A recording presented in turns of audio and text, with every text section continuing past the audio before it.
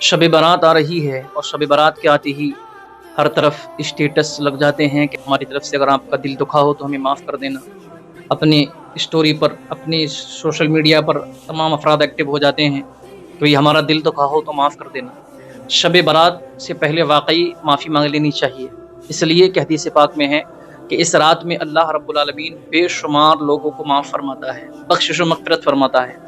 مگر اس رات میں بھی 7 قسم کے لوگوں کو نہیں بخشا جاتا ہے۔ 7 قسم کے لوگ ایسے ہیں کہ اس رات میں بھی ان کو معافی نہیں ملتی ہے، ان کو معاف نہیں کیا جاتا ہے۔ ایک وہ جو اللہ کے ساتھ کسی اور کو شریک کرتا ہو، ایک وہ جو اپنے والدین کا نافرمان ہو، ایک وہ جس کے دل میں کینہ، عداوت، بغض رکھتا ہو، یا جو قطع رحمی کرے، یا جو شراب کا عادی ہو۔ یہ وہ افراد ہیں کہ اس رات میں بھی ان کی بخشش نہیں ہوتی ہے، ان کو معافی نہیں ملتی ہے۔ اس لیے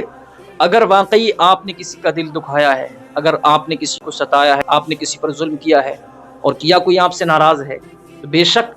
اس رات کے آنے سے پہلے آپ اس کو منا لیجئے، تاکہ اس رات کے عظیم فیضان سے آپ مالا مال ہو سکیں، اللہ کی رحمت آپ کو مل سکے، اللہ آپ پر اپنا فضل و کرم فرمائے، تاکہ اللہ آپ کی بخشش فرمائے۔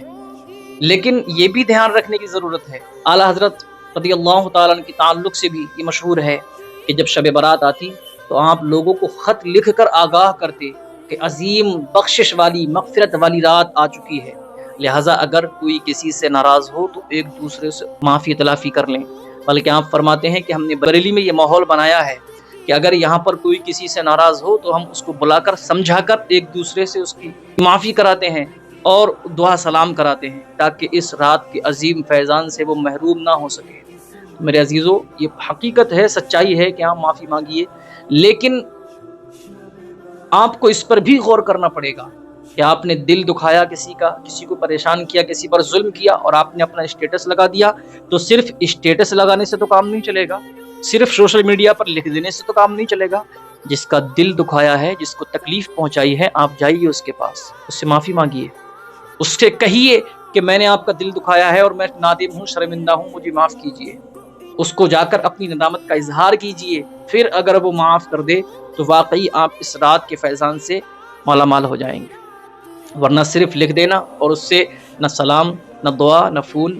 کچھ بھی نہیں، اس طریقے سے معافی نہیں، یہ صرف ایک رسم بن گئی ہے۔ اس رسم کو ختم کیجیے اور دل کی گہرائی سے آپ اس سے معافی مانگیے۔ اور صرف معافی نہیں، اگر آپ نے اس کی جائیداد پر قبضہ کیا، کتنے بھائیوں کو، ماں باپ، بیٹا بیٹی، بھائی بھائی کے درمیان ہم نے دیکھا کہ زمین کے معاملے کو لے کر، مکان کے معاملے کو لے کر، جائیداد کے مسئلے کو لے کر آپس میں نہ اتفاقیاں، ناراضگیاں،